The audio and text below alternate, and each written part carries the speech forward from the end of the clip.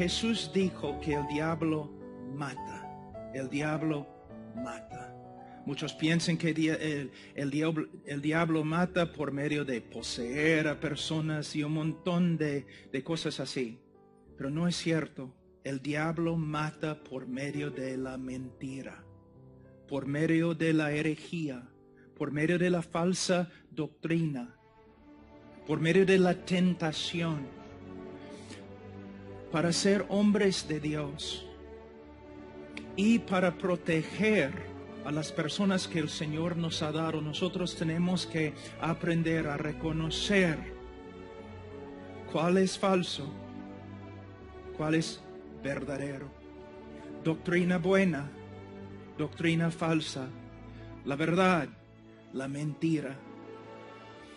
Pero un hombre que no tome en serio el peligro que hay en el mundo es un peligro también a su iglesia y su familia.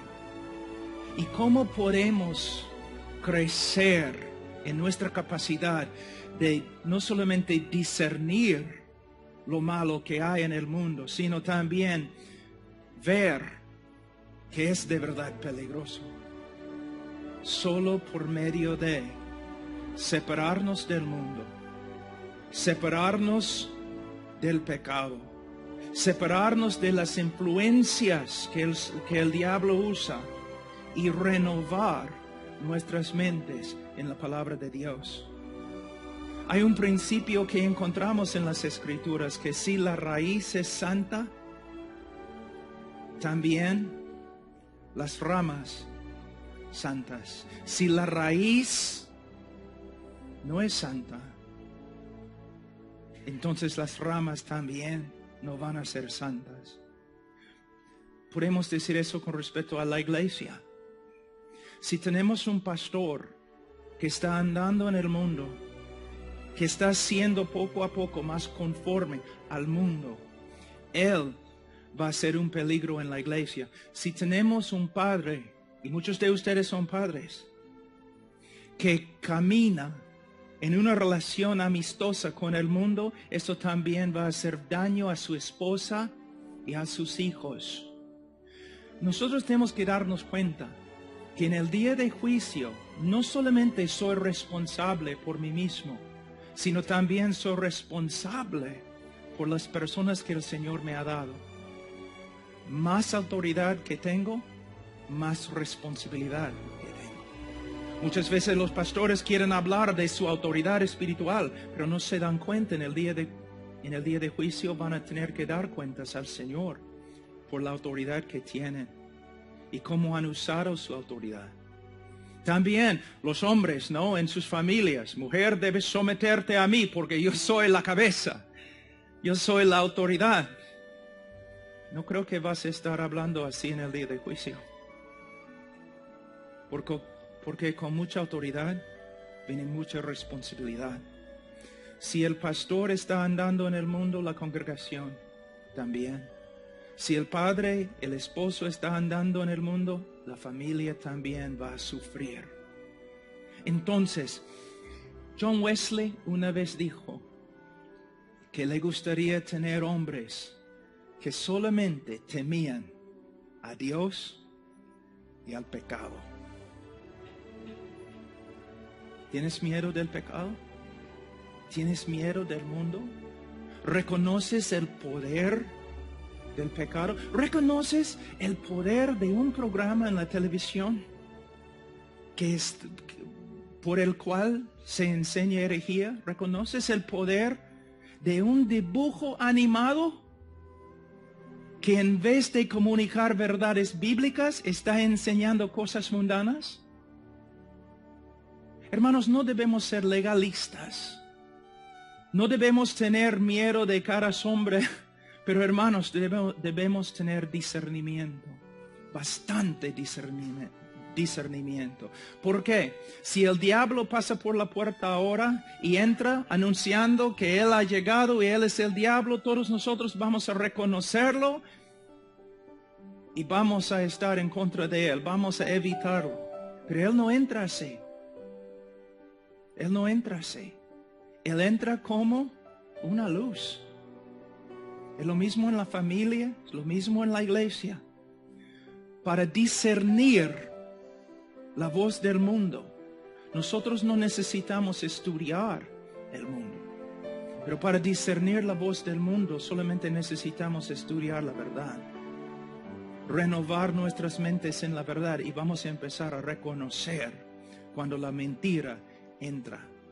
Cuando la mentira está influenciando nuestra familia o nuestra iglesia. Entonces, empieza acá, no os conforméis a este siglo, no solamente para tu propio bienestar, hombre, sino para el bienestar de tu familia, de tu esposa, de tus hijos. También, si eres pastor, para el bienestar de tu iglesia. Y no solamente los pastores, cualquier hombre en la iglesia va a tener una influencia. Y si tú eres un hombre mundano, tú vas a tener influencia no para el bienestar de la congregación, sino para su destrucción. Entonces dice, no os conforméis a este siglo. ¿Pero qué debemos hacer? Sino transformaos por medio de la renovación de vuestro entendimiento. En este texto no dice la renovación de nuestra mente por medio de la palabra de Dios. Pero si estudiamos toda la Biblia, reconocemos que la mejor manera de renovar nuestra mente es por medio de leer, estudiar, memorizar y meditar en la palabra de Dios. De nuevo, voy a volver a decir algo que he dicho varias veces ya. De una forma, la vida cristiana no es un misterio. Y caminar en el poder del Espíritu Santo no es un misterio. Y la vida cristiana exitosa no es un misterio. ¿Qué debemos hacer? Debemos renovar nuestra mente en la palabra de Dios. Debemos vivir una vida de oración. Debemos mantener comunión con otros hermanos que también tomen en serio el llamado de Dios. Debemos evitar las malas influencias, cualquier voz que hable en contra de las Escrituras. Pero ¿sabe qué? La mayoría de los hombres, aún muchos pastores, no toman en serio estos principios tan básicos y importantes. Cada uno está buscando una solución, no milagrosa. Tú necesitas ir a tal congregación, ellos van a poner sus manos sobre ti, vas a recibir poder y ahí vas a poder vivir la vida cristiana con victoria. Siempre queremos algo instantáneo, en vez de vivir una vida disciplinada haciendo lo que el Señor nos ha mandado. Debemos renovar nuestra mente. ¿Cómo? Primeramente vamos a hablar un ratito de la palabra de Dios. Pastor, una pregunta. Por supuesto, no tienes que contestar en voz alta, pero de verdad necesitas contestar la pregunta. Eres pastor. Si vas a seguir en los pasos de los apóstoles, tú vas a reconocer que tu ministerio principal es la palabra de Dios y oración. Pastor, ¿cuánto tiempo estás renovando tu mente en la palabra de Dios? ¿Cuánto tiempo? Si tú dices, ay, pero estoy tan ocupado, ¿no es cierto que hay algunos acá que sí, quizás estudian la Biblia menos que media hora? Que tienen pequeñas devocionales leyendo quizás un libro escrito por otro hombre. Pastor, tu trabajo principal es saber lo que Dios ha dicho por medio de su palabra. Ahora tú dices, pero yo no soy pastor, yo soy padre de familia. ¿Has leído Deuteronomio capítulo 6? ¿Y tu responsabilidad en cuanto a la palabra de Dios y la enseñanza de ella? Tú dices, pero es un principio del Antiguo Testamento. Está bien, has leído Efesios 6. Porque la enseñanza de tus hijos no es la responsabilidad de tu esposa. Tampoco es la responsabilidad de la iglesia. Es la responsabilidad de cada padre de familia. Pero para enseñar a tus hijos, tú tienes que saber lo que la palabra de Dios dice. Ahora, un ratito solamente para ver una ilustración de un hombre que tome en serio la palabra de Dios. Vamos a Salmos, capítulo 1. Aquí podemos ver en el Antiguo Testamento exactamente lo que Pablo está diciendo en el Nuevo Testamento. ¿Qué dice él? Que no debemos conformarnos al mundo. ¿Qué debemos hacer? Debemos renovar nuestra mente en la palabra de Dios. ¿Qué tenemos aquí? Versículo 1 de capítulo 1 de Salmos. Bienaventurado el hombre que no anduvo en consejo de malos, ni estuvo en camino de pecadores, ni en silla de escarnecedores se ha sentado. Es un hombre que rehúsa ser hecho del mismo molde del mundo. Es un hombre que ha tomado una decisión que no solamente no va a participar en las obras oscuras de este mundo, sino él va a alejarse totalmente de sus consejos, de su influencia. Él no va a participar con ellos. Él no va a estar con ellos. Él toma en serio la separación. Ahora, hermanos, en mi vida cristiana he estado con muchos pecadores. Un tiempo yo predicaba mayormente en la calle.